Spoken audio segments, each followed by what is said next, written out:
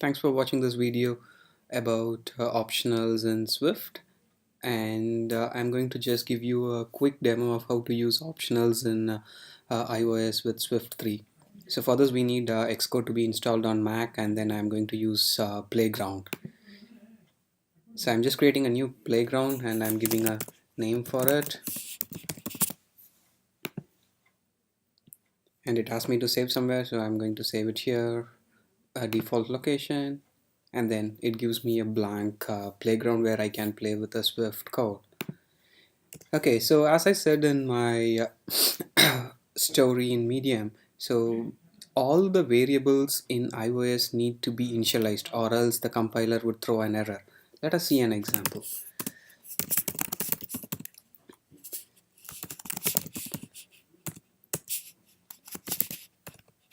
So I have created a variable test string and I am printing test string. So this would definitely throw an error. You could see it here, you could see it here, and it tells me variable test string used before being initialized. So you need to initialize this variable. But there is other way where you can initialize a variable is using optionals. So when I add a question mark to this variable, it becomes an optional, meaning it has a value or it can be null. The compiler assumes that this variable is an optional variable. So when I add a question mark, see, the error has gone and the value is being printed as null.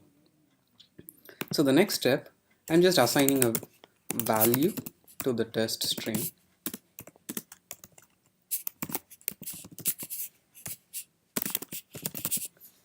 So I've just assigned a value hello world to test string and I'm going to print it again.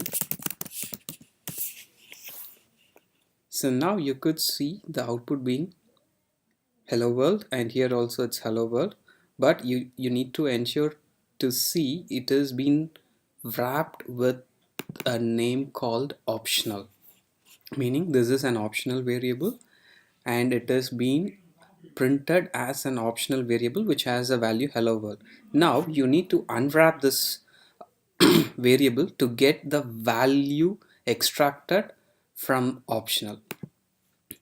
Okay, so to do the same thing you can just use print and you will be adding an exclamation mark. So now the same variable, when it is printed directly, it gives you optional hello world, and when it exclamation symbol is added, it extracts the value, meaning it unwraps the value and it prints it.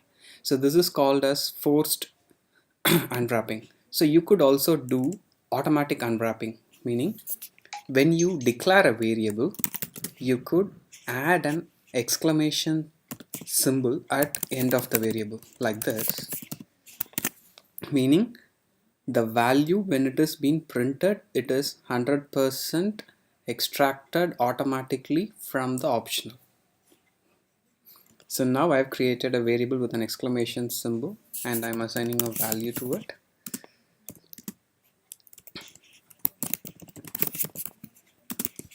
And then I'm printing it.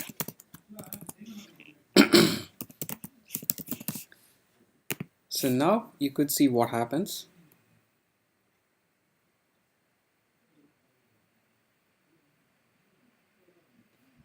Okay, sorry. It threw an exception because I didn't give a proper variable name. So now I've given a proper variable name and you could see the hello world 2 is printed, but now there is no optional keyword in front of this print, meaning it is automatically unwrapped.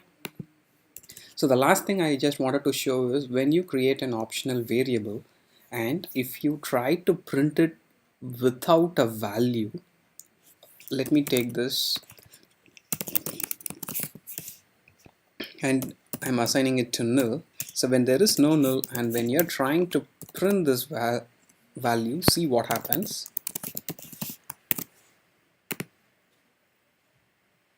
It throws an error during runtime. So you always need to use a if let statement to force unwrap a value for the as a safer option. So what I'll do is I'm just going to add a if let statement, and I'm checking whether the test string has a value or not, and then I am printing this. So this makes it safe so that the compiler print the value only if it has a value and is not null. Okay, now I'm executing it. There is no print that has been printed because the value is null. Now if I change it to a value like this, it gets printed because it has a value. It checks whether it has a value, and then it assigns the value of test string to temp string. Oops. Okay. And then it prints it.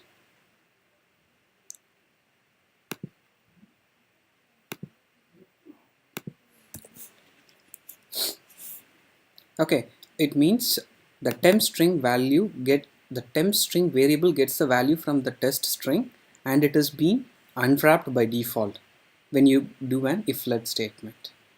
Okay, thanks everyone, thanks for watching this video. Have a good day.